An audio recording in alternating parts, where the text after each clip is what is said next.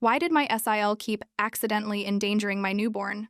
My sister-in-law Lisa moved in with us right after I gave birth to Emma. She'd just lost her apartment and was going through a messy divorce, so my husband thought it would be perfect timing. She could help with the baby while I recovered from my C-section, and we could help her get back on her feet. The first incident happened during Emma's second week home. I was napping when I heard Emma crying frantically from the living room. I found Lisa holding her, looking panicked, saying Emma had somehow rolled off the couch while she was getting a bottle ready from the kitchen. Emma was fine, just scared, but I was confused because newborns can't roll over yet. Lisa seemed genuinely upset and apologetic, so I figured maybe she'd placed Emma too close to the edge, or the receiving blanket had shifted. These things happen with new aunts who aren't used to babies. The second incident was 3 days later. I walked into the kitchen to find Emma's car seat sitting on the counter right next to the edge, with Lisa reaching for something in the cabinet above. One small bump and Emma would have fallen 4 feet onto the tile floor.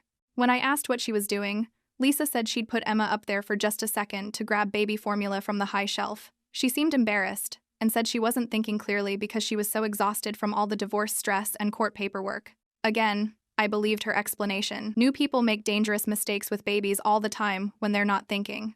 The third incident made me start paying much closer attention. I came home from Emma's 2-week pediatrician appointment to find Lisa giving Emma a bath in water that was way too hot. Emma was screaming and her skin was bright red when I walked into the bathroom. Lisa claimed the water heater was acting up and she hadn't realized how hot it had gotten until Emma started crying, but I'd just tested our water heater the week before after having temperature issues. It was working perfectly and had a safety lock to prevent exactly this situation. When I mentioned this, Lisa got defensive and said maybe I'd accidentally bumped the temperature setting without realizing it. She seemed annoyed that I was questioning her explanation.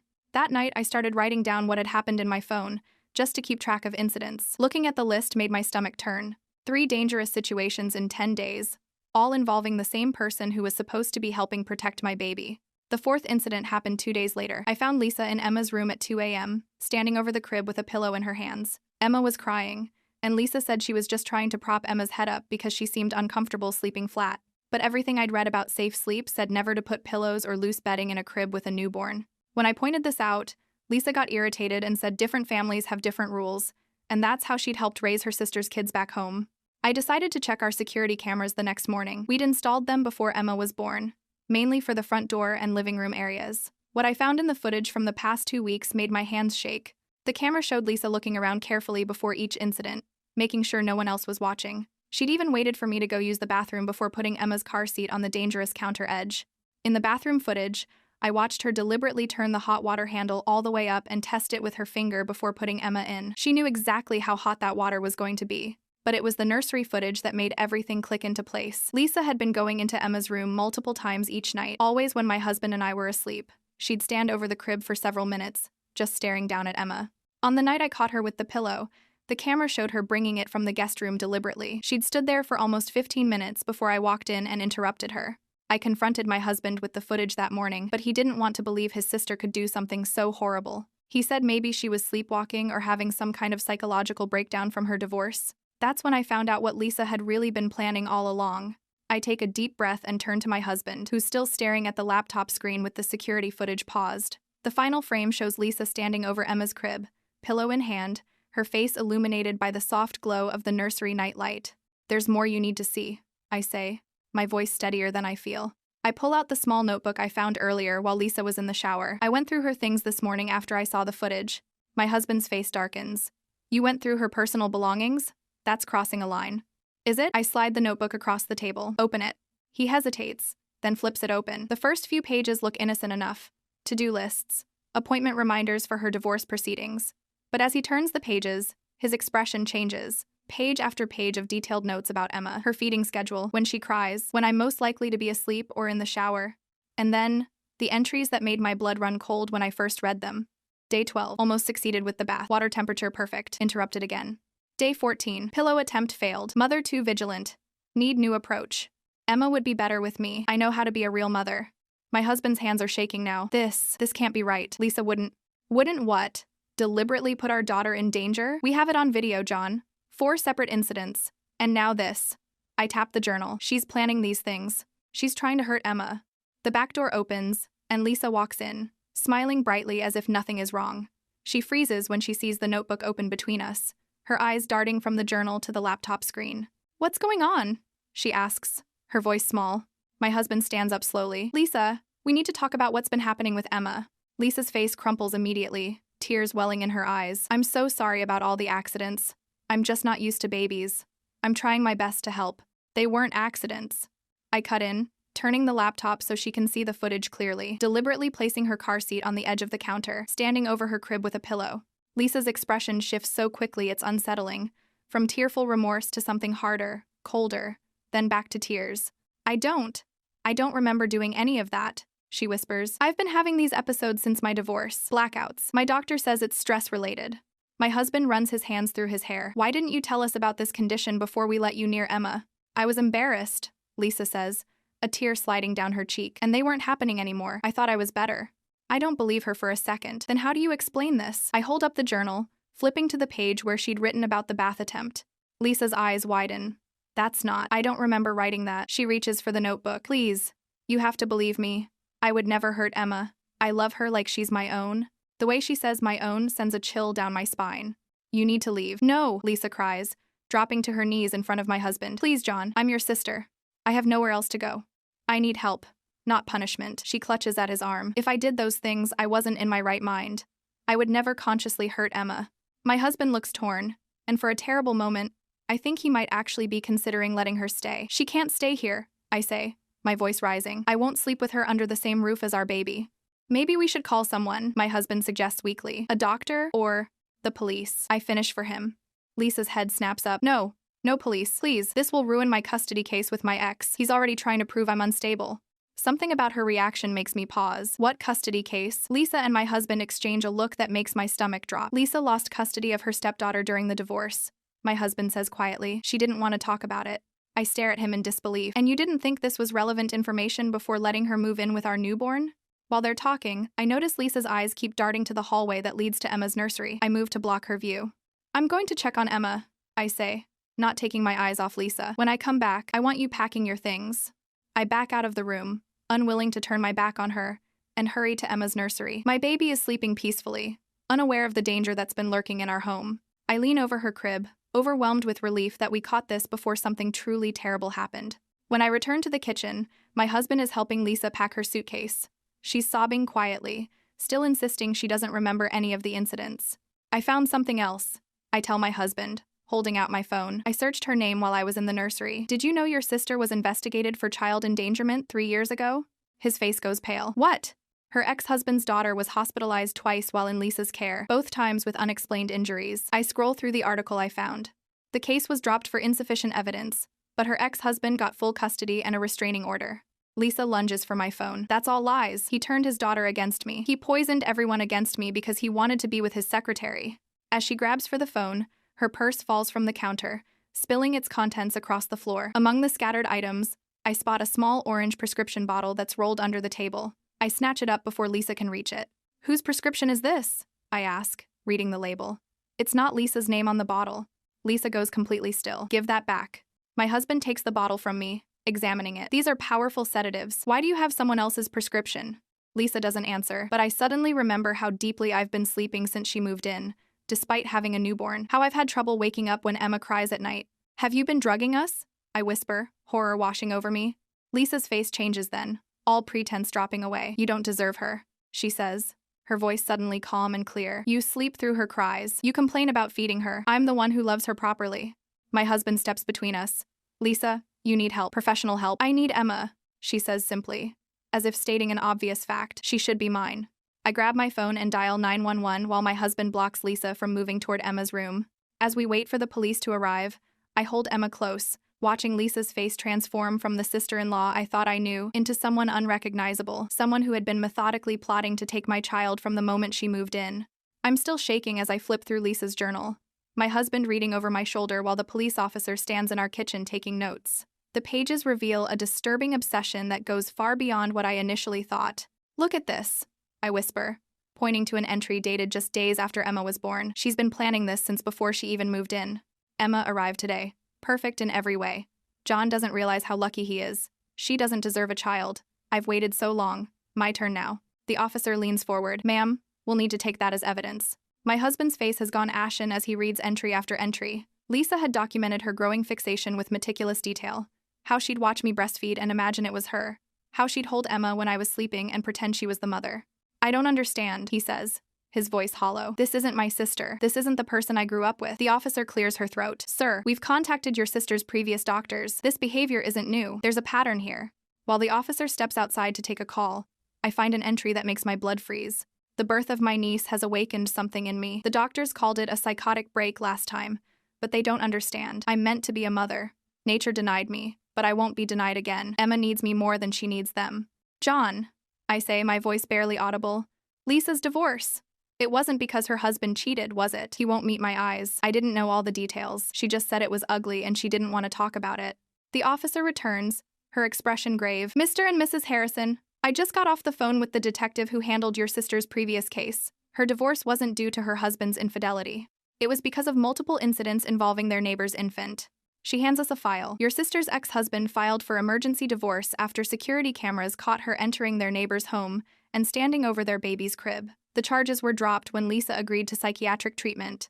My husband collapses into a chair. Why didn't she tell me? Why didn't anyone tell me? Patient confidentiality, the officer explains. And according to her ex, your sister convinced her entire family that he was lying to take her money in the divorce. He says he tried to contact you several times. I remember the blocked numbers on my husband's phone that Lisa had dismissed as probably spam. The pieces are falling into place with horrifying clarity. We need to get Lisa professional help, my husband says, finally accepting the truth. I'll call the psychiatric crisis team.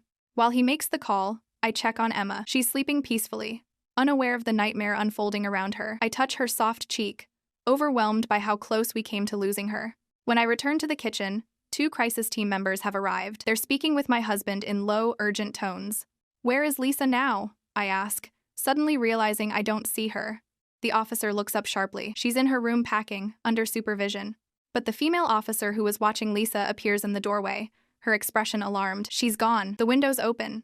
Everything happens at once. The officers radio for backup while the crisis team tries to calm my husband, who's shouting that we need to find his sister. I run to Emma's room, heart pounding. The nursery is empty. The crib is empty. Emma! I scream, panic clawing at my throat. She took Emma! We tear through the house, calling Emma's name. The back door stands open, swinging in the night breeze. She couldn't have gone far, the officer says, already coordinating search teams over her radio. We'll find them. My husband is wild-eyed with terror and guilt. This is my fault. I should have believed you from the beginning. We rush outside, flashlights sweeping across the yard. A neighbor calls out from across the street. She saw a woman with a baby carrier heading toward the park 10 minutes ago.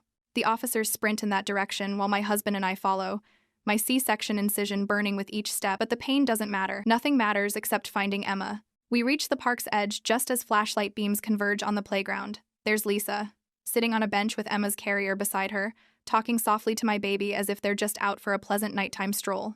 She's mine now, Lisa says calmly when she sees us approaching. She always was meant to be mine. Lisa, my husband says, his voice breaking as he takes a careful step forward. This isn't you. You're sick. You need help. I'm not sick, she replies, her voice eerily serene. I'm finally seeing clearly. Emma needs a real mother, someone who won't complain about feedings or sleep through her cries. I take a slow step toward her, trying to keep my voice steady despite the terror coursing through me. Lisa, please. Emma needs her mother. I'm her mother. Something dark flashes across Lisa's face. You didn't even want children at first. I heard you and John arguing about it years ago. I've always wanted to be a mother. Always. The officers are surrounding us now, moving carefully to avoid startling Lisa. One of them signals for me to keep Lisa talking. I know you love Emma, I say, inching closer. I know you want what's best for her. I am what's best for her, Lisa insists, but there's a flicker of uncertainty in her eyes. My doctor said I couldn't have children. Do you know what that feels like? To have the one thing you want most taken away from you? My husband moves to my side. Lisa, remember when Mom died? Remember how you felt? That's how we're feeling right now. Please don't take Emma from us. For a moment, I think we're getting through to her. Then Lisa's expression hardens, and she reaches for Emma's carrier. Stay back, she shouts, and I see something metallic glint in her hand, scissors from her sewing kit. The police move in swiftly. There's a brief struggle, Lisa screaming that we can't take her baby, that Emma belongs to her. Then she's on the ground, handcuffed, while I rush to Emma and lift her from the carrier, sobbing with relief as I hold her against my chest. My husband stands frozen, watching his sister being led to a police car, her face twisted with rage and desperation. I'm so sorry, he whispers, though I'm not sure if he's speaking to me, to Emma, or to Lisa. As we walk back home, Emma safe in my arms, I realize this nightmare is far from over. The woman who tried to take my child isn't a stranger, she's family. And the damage she's done won't heal overnight. The police arrive within minutes of Lisa's attempted kidnapping. 2 officers escort her to a patrol car, her hands cuffed behind her back. She doesn't struggle anymore. Instead, she stares at me with a vacant expression as they lead her away, like she's looking through me rather than at me. Emma is my baby, she says calmly, as if stating an obvious fact. You'll see. She'll cry for me tonight. I clutch Emma tighter against my chest, my heart still racing. My husband stands frozen on our front lawn, watching his sister being placed in the back of a police car. His face is a mask of devastation and betrayal. John, I say softly, touching his arm. He flinches at my touch. I didn't know, he whispers. I swear to God I didn't know how bad it was. Inside, the house feels violated. I can't stop thinking about Lisa moving through these rooms, plotting, watching, waiting for opportunities to harm Emma. The crisis team members are still here, speaking with the officers about Lisa's condition and what happens next. We'll need formal statements from both of you. An officer explains, but that can wait until tomorrow. For tonight, is there somewhere else you can stay? Sometimes it helps not to be in the same space right after something like this. My husband shakes his head. This is our home. We're not leaving. I agree, though the thought of sleeping here tonight makes my skin crawl. Emma needs stability, her own crib, her own things. We can't let Lisa take that from us too. After the officers leave, promising to post a patrol car outside overnight, John sits at the kitchen table with his head in his hands. I'm putting Emma down when my phone rings. An unknown number. Hello, I answer cautiously. Is this Emma Harrison's mother? A man's voice asks. Yes, who is this? My name is David Winters. I'm Lisa's ex-husband. His voice is tight, controlled. The police called me. I'm so sorry this happened to your family. I step out of the nursery, closing the door behind me. You tried to warn us, didn't you? The blocked calls. Yes. He sighs heavily. When I heard Lisa was staying with her brother's family and there was a new baby, I tried reaching out. She convinced him I was harassing her. Why are you calling now? I ask, though I think I already know.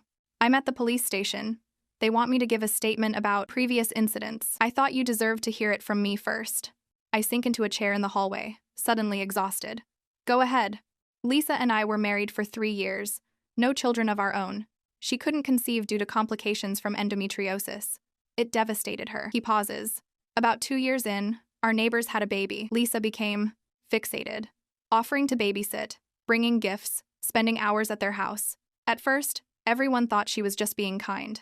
My stomach churns as he continues. Then the baby started having accidents, falling from changing tables, nearly drowning during bath time, always when Lisa was watching her. The parents installed cameras and caught Lisa doing things, deliberately putting the child in danger.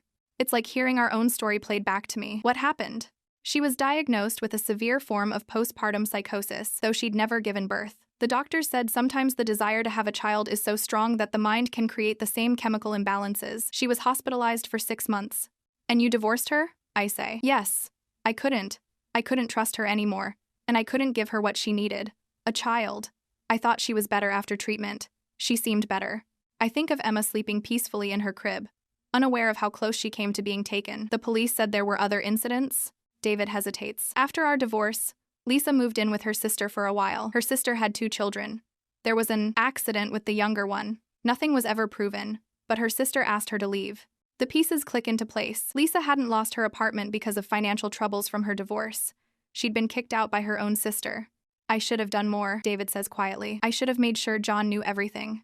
After we hang up, I find my husband still sitting at the kitchen table, staring blankly at the wall. I tell him about David's call, about Lisa's history, about the sister's children. With each revelation, he seems to fold further into himself. I failed you, he says when I finish. I failed Emma, my own sister. I brought her into our home.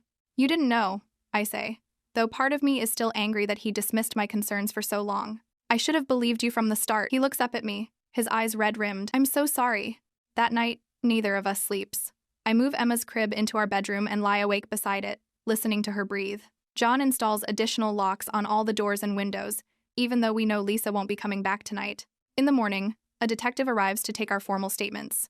She's accompanied by a psychiatrist who specializes in postpartum disorders. Based on the evidence and her previous history, we believe Lisa is suffering from a severe psychotic disorder. The psychiatrist explains, the birth of your daughter appears to have triggered a breakdown, similar to the one she experienced during her marriage. Will she go to jail? I ask. The detective and psychiatrist exchange glances. That depends on the court, the detective says carefully. Given her mental state and medical history, It's more likely she'll be committed to a psychiatric facility for treatment. For how long? John asks. That also depends on her response to treatment, on whether the court determines she's a continued threat. The psychiatrist hesitates. I should prepare you. Lisa's parents are flying in today. They've requested to see you. My husband's face hardens. They knew, didn't they? They knew about the incidents with the neighbor's baby, with our sister's children. The psychiatrist nods slowly. It appears they were aware of at least some aspects of Lisa's condition. And they never warned us, I say, anger rising in my throat. They let her move in with our newborn.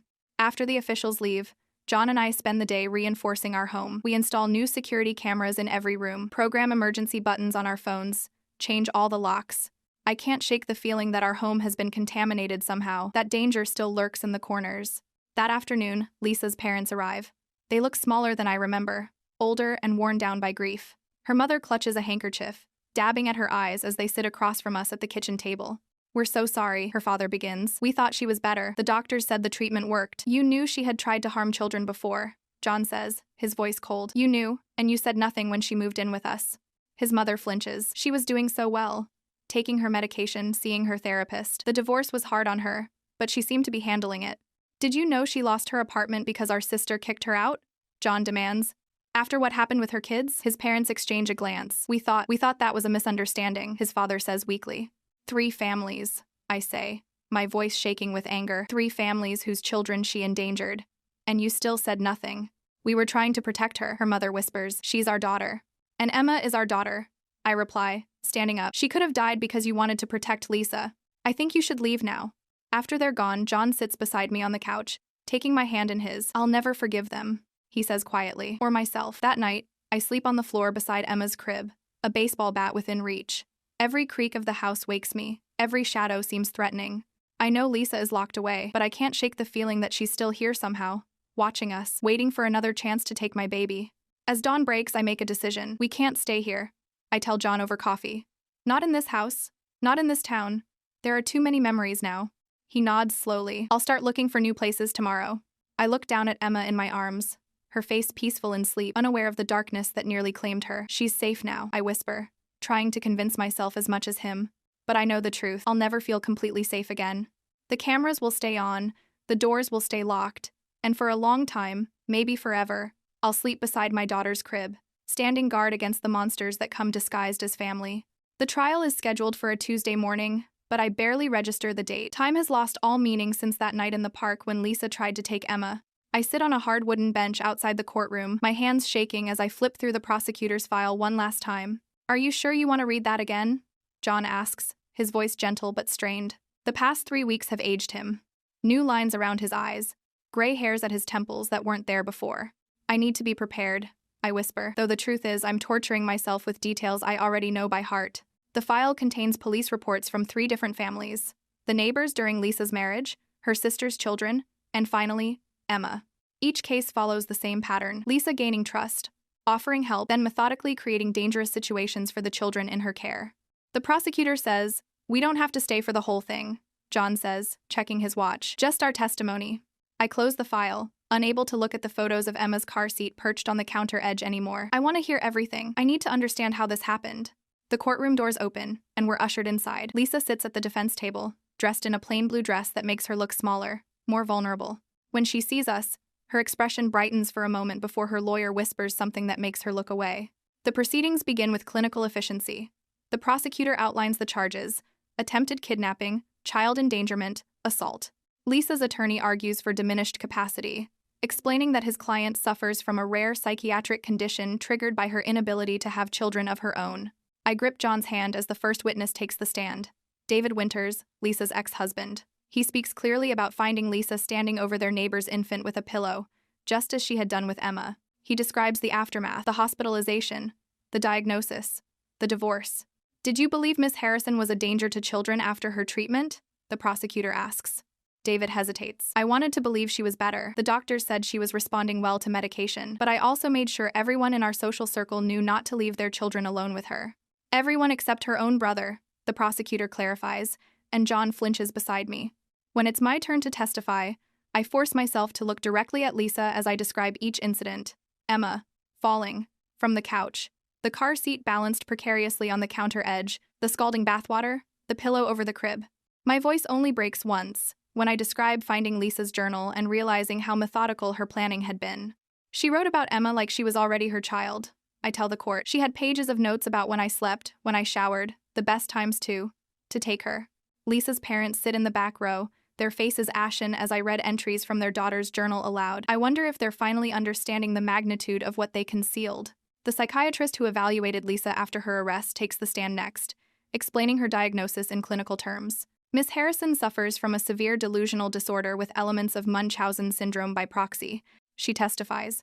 In layman's terms, she believes she is the rightful mother of her niece and created dangerous situations to rescue the child, reinforcing her belief that only she could properly care for Emma. Is this condition treatable? The prosecutor asks.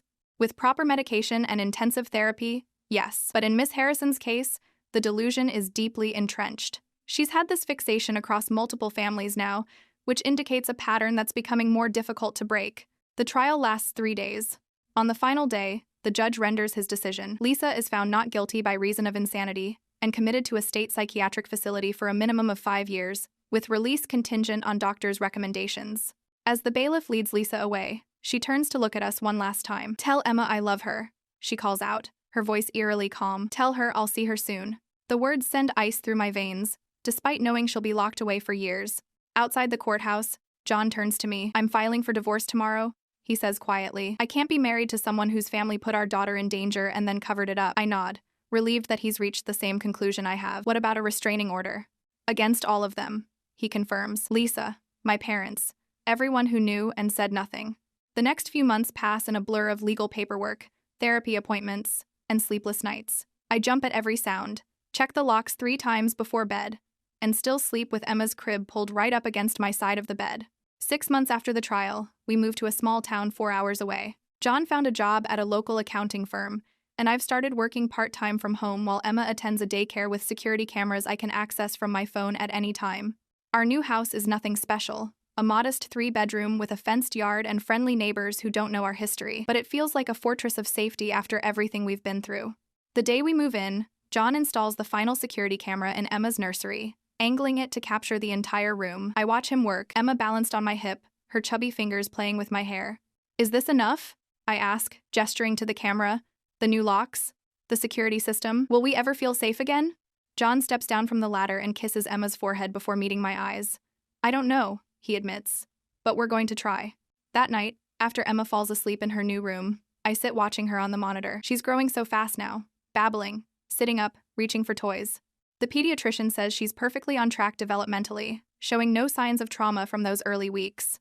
I think about Lisa, locked in a facility somewhere, still believing Emma belongs to her. I think about her parents, who chose to protect their daughter, rather than warn us about the danger she posed. I think about all the what-ifs. What if I hadn't installed those cameras? What if I hadn't checked the footage that night? What if I hadn't found Lisa's journal? My phone buzzes with a notification, the front door camera detecting movement. I freeze for a moment before realizing it's just John taking out the trash. Even these small moments of alarm may never fully disappear. As I watch my husband return safely to the house, locking the door behind him, I realize that this is our new normal. We will always be vigilant, always looking over our shoulders. The cameras will stay on, the doors will stay locked, and for a long time, maybe forever, I will sleep beside my daughter's crib, standing guard against the monsters that come disguised as family. But tonight, in our new home, with Emma sleeping peacefully and John beside me, I feel something I haven't felt in months. Hope. Not that the fear will disappear completely, but that we can build something new from the ashes of what we lost. A family forged in fire, stronger for having survived. I lean over Emma's crib and whisper the same promise I've made every night since we found Lisa standing over her with that pillow. "You are safe, you are loved, and I will always protect you." For the first time, I almost believe it might be true.